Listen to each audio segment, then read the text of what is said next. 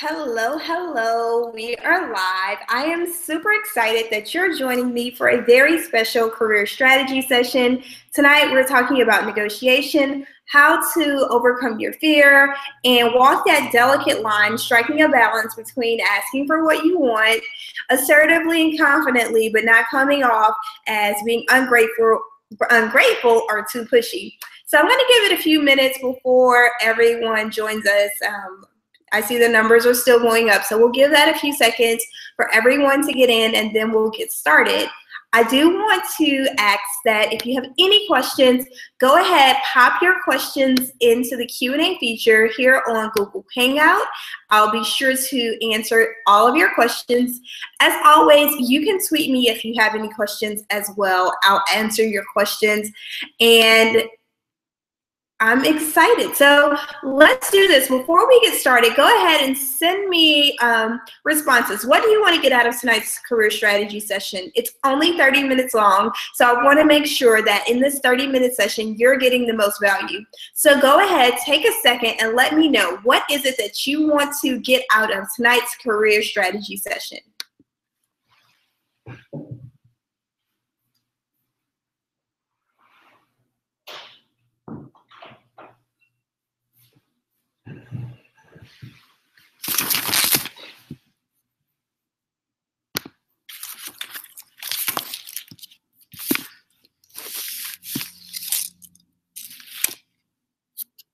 All right.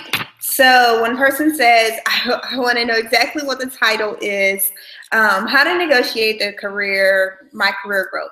All right, cool. So we're going to go ahead and get started. Again, if you have any questions, go ahead and pop your questions in the Q&A feature here on Google Hangout. And as always, if you have any questions at all, you can tweet me because I have my phone here, and I'll answer questions via Twitter as well.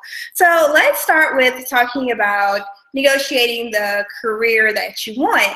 For many millennials, we have this awesome opportunity where we are the largest demographic entering the workforce right now. So a lot of people are interested in finding out, what is it going to take to keep millennials on a job? Is it typical for people to move around every 2 to 3 years? And with that, when you switch jobs, what are you looking at in terms of negotiating each time you go in for a job? So I actually think it's awesome that millennials are going to switch careers and switch companies more than our parents did, because with that, we have an awesome opportunity to practice our negotiation skills, and with that, grow each time, because every time you practice, you grow. So again, if you have any questions, pop them into the Q&A feature here on Google Hangout. You can also tweet me your questions. And if you're just joining us, I want you to let me know, what is it that you want to get out of tonight's workshop. So let's start with the fear of negotiation. Many of you know I'm in the middle of a series on my podcast, 5 Mistakes Millennials Make When They Negotiate. So I think that will be a great companion to tonight's webinar, Google Hangout. So definitely check that out. But let's talk about fear.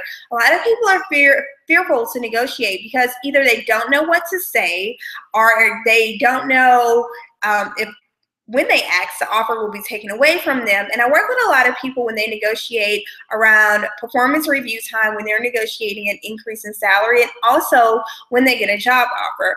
A lot of the things that I see related to fear is it comes down to just not being prepared to ask based on your value. So you'll say, well, I just want more money.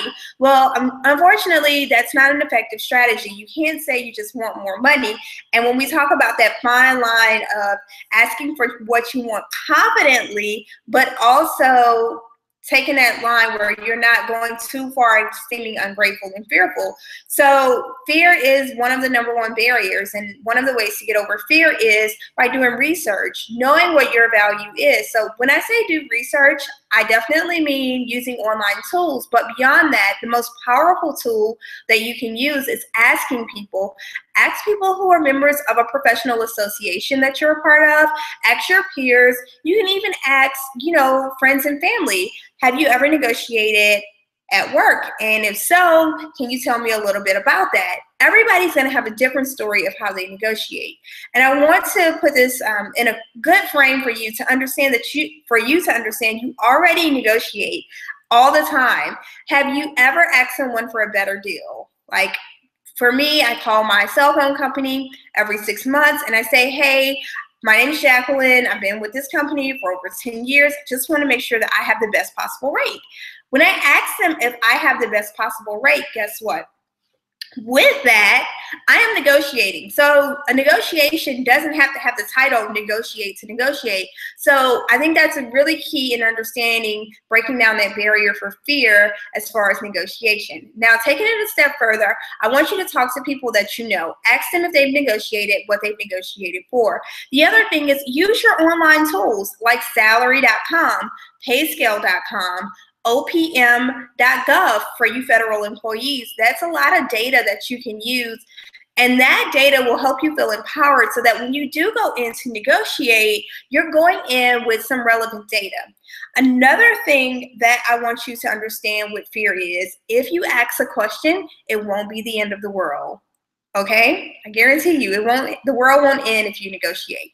So let's talk about striking the right balance. When you go in to have a conversation related to negotiation, you should never take the approach of you're giving an ultimatum, like you're going to give me this or else I'm done, because people just out of natural reflex will say, okay, I'm not for that, and go ahead and take this other offer.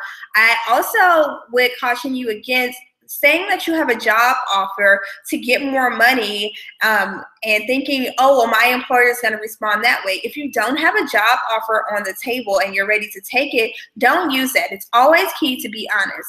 So one of the questions I get a lot is when I'm negotiating, how do I set it up? How do I start the conversation? Well, this is how you can start the conversation. And again, we're striking the balance. So you know the person that you're negotiating with better than I do.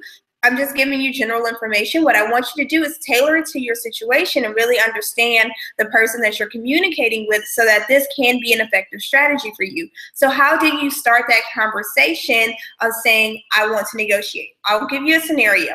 Let's say, for instance, you're negotiating around the time of your performance review. So you know that your performance review is coming up. What I want you to do is I want you to prepare before you ask for a meeting, but you will ask for a meeting. So what you should do is think about all of the projects you've worked on since your last performance review. That could be 6 months ago or a year ago. Write down all of the projects that you worked on. This is going to take some time. My clients typically take 3 weeks to go through their projects because they're just going through the motions. They're not keeping track of what they've done. Now, once you get your list of projects, what I want you to do is next to that, I want you to mark the outcome of that project. And also note if you've been on time or late for those projects, because all of those things are great. And again, this is part of your research to help you go in and make an ask. Okay, so you've done some research on your own self and your own value that you're driving to the organization. Beyond that, what I want you to do is look at your data, look at all the information that you've gathered, and spend some time reflecting upon that. Then you can go to your supervisor, the person who does your performance review, and say, hey, Kim, my name's, well, we know your name's Jackie, but just say, hey, Kim, you know, I've been doing a lot of reflection on my performance and my contributions to the team over the past year, and I'd like to have a conversation around that. Since it's around performance review time, can we talk about my performance over the last year? So before you go to the meeting, I want you to understand this, that your supervisor, Kim, or whomever that person's name is, they have a lot of responsibility. You may not be the only person that they're supervising. And then that supervisor has their own task. And if it's a big company and you're doing a lot of performance reviews at the same time, they also have to do their performance review. So keep that in mind, that you're not the center of their attention and they don't remember everything that you've done. Just like I mentioned earlier, that you have to go back and take a record and account of all of the projects that you worked on. Your supervisor has no idea because just that you're just one person. So they're involved in many other things. So keep that in mind. So the reason why I'm telling you this is why you should understand that your supervisor is busy. When you go in to negotiate and ask for either more salary or a title change or professional development expenses, you need to understand that they have other things on their plate. So send them over a quick one-pager. Hey, when we talk about my performance over the past year, I'd like to discuss these items. So in the top, you can bullet a couple of things like your highlights, your major wins over the past year. What do I mean by major wins? These are things where you knocked it out of the park. You went above and beyond. You got major kudos. You either saved the company money, you found a new initiative, you really contribute to the team. So in addition to that, I want you to say, have those bullets on your list. Take it a step further, and when you negotiate, you'll also want to have a list of things that you're asking for. Now, one of the things that I would suggest that you do is make a list, like 3 things that you would want to ask for. So do it like this. Say, hi.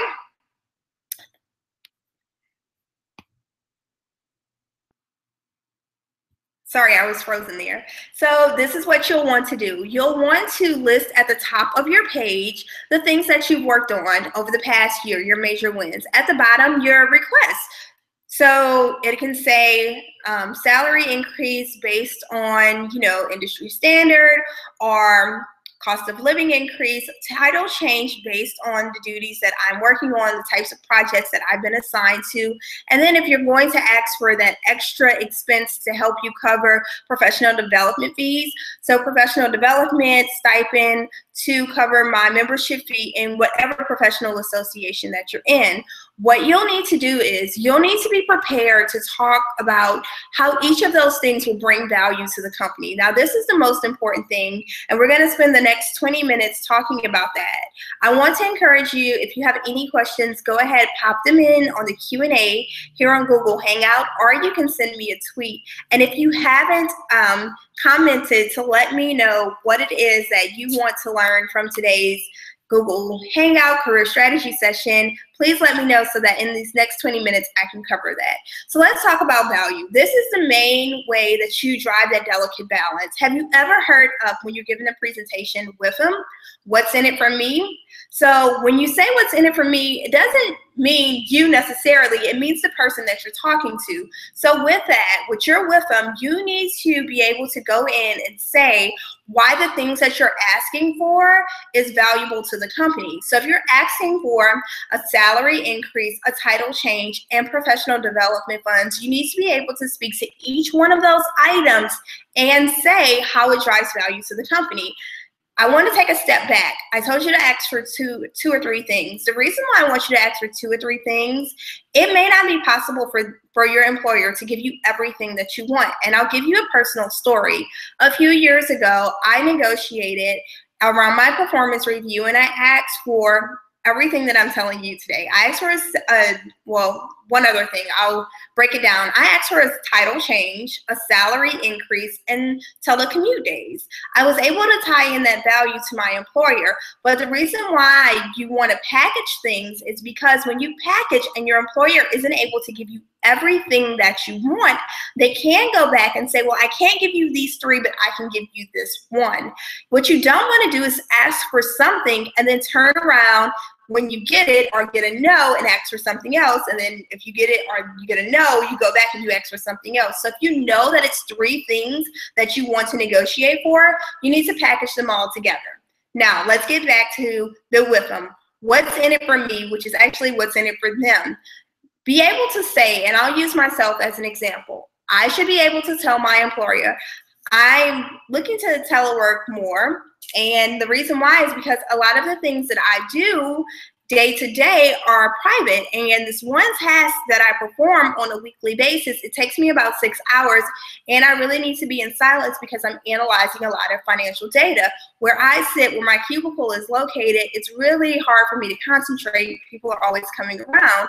So it would really help me to increase my productivity to telecommute 1 day a week so that I can work on this project and continue to deliver it on time. But in addition to delivering on time, I do want to increase the value of it, and I know I can increase the value with less distractions.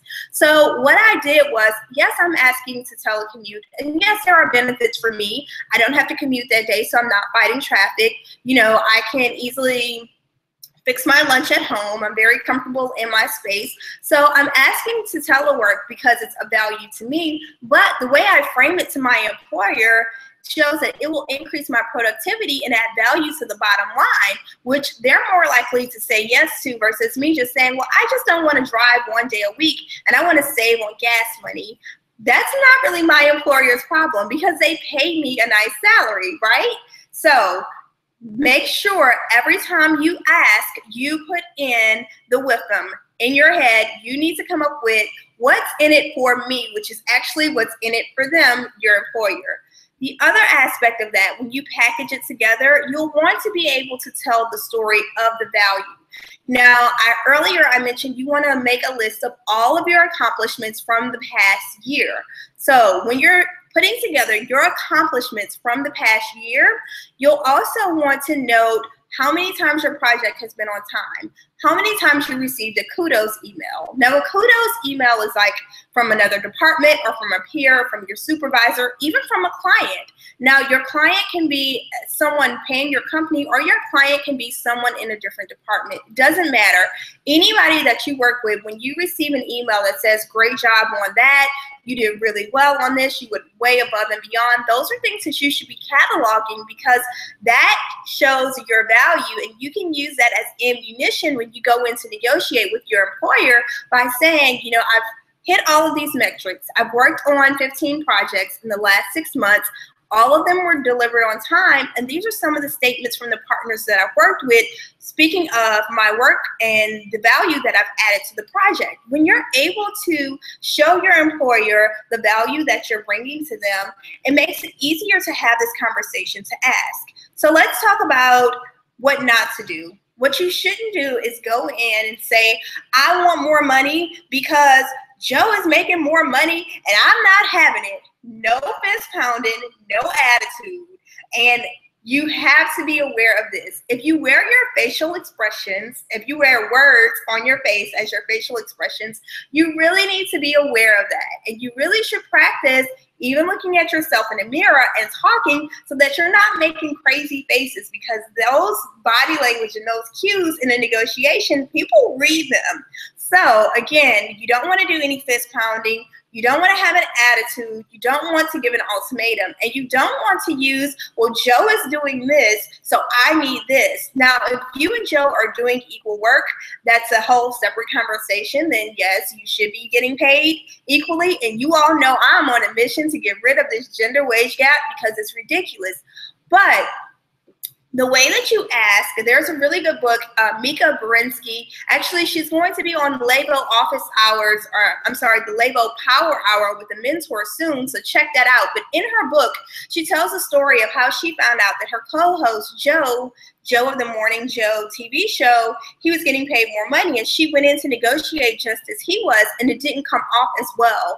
I've heard many stories of people who go in to negotiate, trying to negotiate as someone else. Now, as women, we have to negotiate differently than men. There are a lot of social norms and social stereotypes that start from the wee age of when we're little girls, of how we're supposed to be polite and how you're not supposed to ask for things. And a lot of people, women especially, believe that, oh, I don't need to ask. As long as I work really, really hard, it's going to be given to me. And that's just not true. It's not just going to be given to you. Another thing, when people get a raise or something is given to them, they'll say, well, I wasn't even expecting this, so I'm not going to negotiate. So you should definitely do your research prior to any negotiation. Before you accept any increase in salary, you'll want to do research and make sure everything is backed up. So let's talk about, grabbing my notes here, how to reframe your negotiation conversation.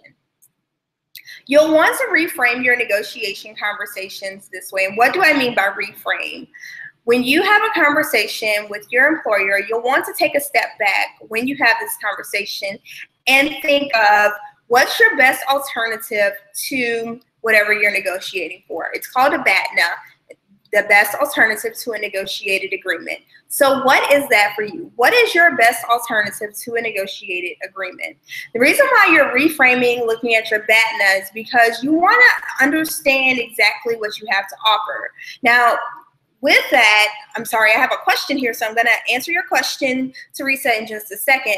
But with that, BATNA, you'll need to understand, what is my best alternative to this? So if I don't get a telecommute day and my professional development funds increase so that I can join a professional association, what's the best alternative to that? One, I can pay for it out of pocket, or two, I just will work in the office, and then maybe I can ask to work in a quiet space in the office. So those are two of the things that you can consider when you reframe your conversation, just understanding what your best alternative to a negotiated agreement really is. Teresa's question here says, what do I do when I don't know what to expect as far as what a raise should be? Well, again, Teresa, this goes back to talking to other people and doing research, talking to people who work with you or who have worked with you, different people in your industry, to find out what's a standard amount for a raise. I know most people get a cost of living increase, and that can be anywhere from 1.5% to 3%. It varies, but most people that I work with, they get a 3% raise, but that might not be standard for your industry or your company. And then whatever is standard, don't let that hold you back from asking for what you're worth.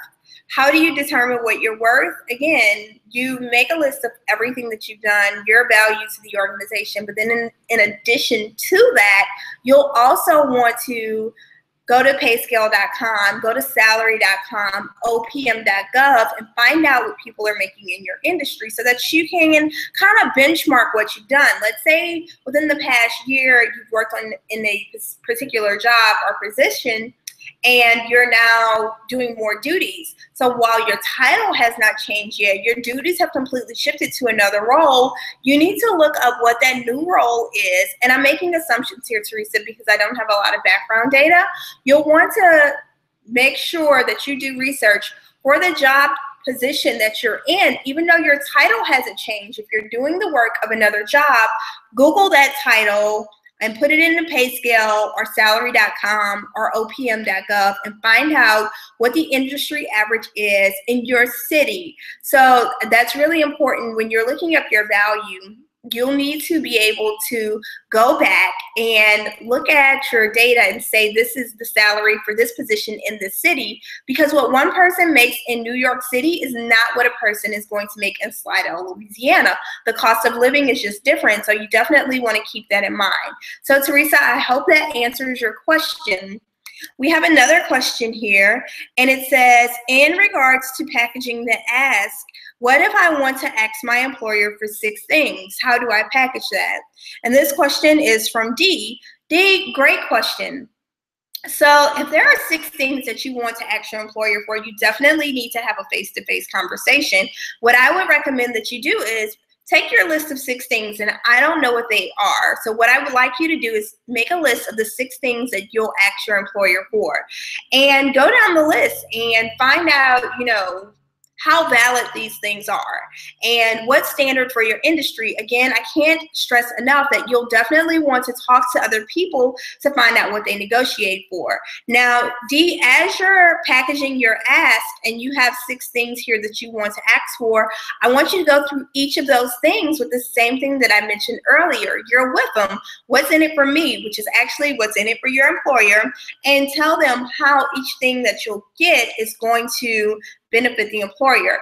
And then, be able to package it all together and say, this is why I'm asking for these things, and this is the value that it's going to deliver to the organization by me receiving them. One thing that I want to caution you against, D, is if you have 6 things that you want to ask for, you've probably been thinking about this for a while. Don't get upset if you don't get everything on that list. If you don't get all 6 items at one time, it's okay. What you will find is maybe 6 months down the line, you can get some of those things. You want to, when you're negotiating and when you're asking for a lot of things like this, you'll never want to hop into the conversation, and when they say, well, we can't do this, you'll never want to say, oh, well, that's it, I'm having it. Avoid ultimatums, because that's not productive.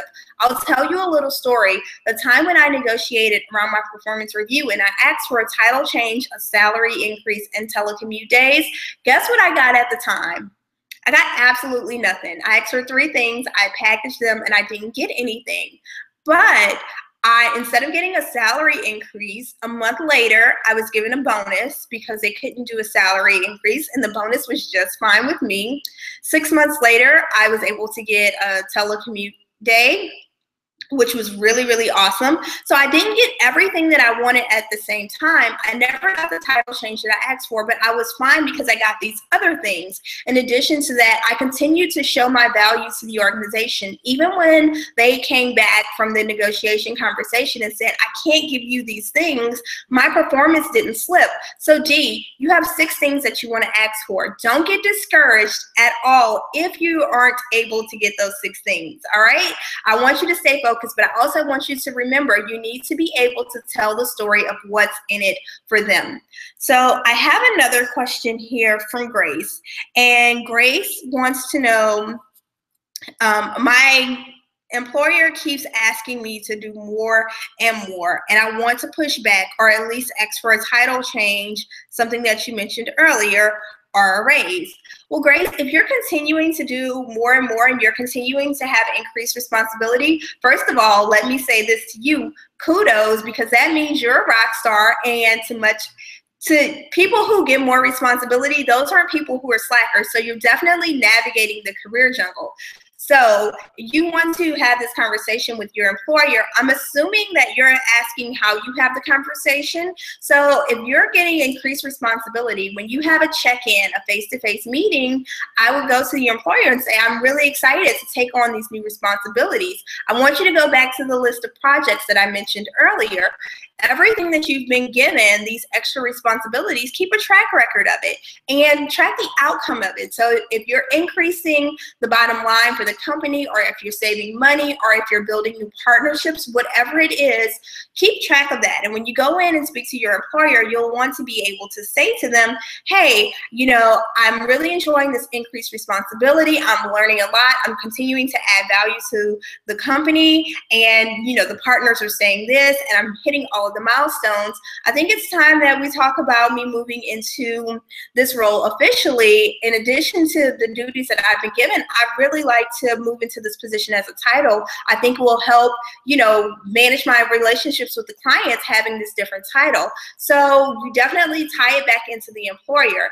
You want to think about everything that you're going to ask for. So if you're going to ask for a title change and a salary, I want you to remember the with them, what's in it for them. Talk about what's in it for the employer. A lot of times, if you're taking on increased responsibility and you're dealing with external partners, sometimes you'll have more respect from the partners if your title changes. Now, Grace, I don't know what your title is. So I'm assuming that you want a different title, that it's portrays that it's a higher level. So what you'll want to do is say, you know, employer, my clients will respect me more. They'll respond a little bit quicker if this is my title based on a salary. You know, do your research, as I mentioned earlier.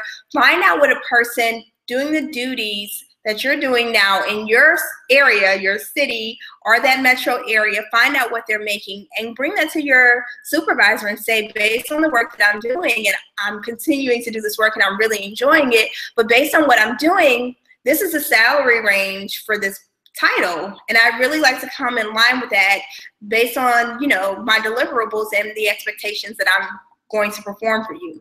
So Grace, I hope that helps. Whoa, time has flown by. It is already 5:58. We have 2 minutes left in this career strategy session. So if you have any last questions, go ahead. Send your questions through the Q&A, or if you want, you can continue to send them through Twitter. But we have 1 minute left now. So I'm just going to recap what we talked about today. 1, when you're negotiating for the career that you want, you have to get over fear. I have a fear PDF, Overcoming Fear to Negotiate, on my website. You can head over to jacquelineswilly.com to the podcast section and download that free guide. It's a checklist to help you overcome fear. The other thing is you need to strike the balance of coming off as confident but not pushy and ungrateful. So the way that you do that is be aware of your body language. Don't use any ultimatums. Don't have an attitude. and make sure that you're able to back up everything that you're asking for with how it will deliver value to your organization. I cannot stress enough, you need to know and be able to articulate to the person that you're negotiating with the value that you're bringing to them. The other thing that we talked about today is reframing the conversation by understanding what's your best alternative to this agreement. And the reason why your BATNA, the best alternative to a negotiating agreement, is important to reframing the conversation is because maybe you want things, but when you reframe them and when you look at things and you look at your best alternative to it, you'll maybe want to readjust what you ask for and how you ask for it. One other thing that I want to talk to you about, and this was based on the viewer questions, is raise your expectations of yourself and what you can negotiate for. But if you're being expected to perform more duties at your workplace, you need to be able to track your progress. So track everything that you're working on so that you can articulate the value that you're delivering to the organization. The last thing that we talked about tonight was packaging your ask. So don't ask for anything issue by issue.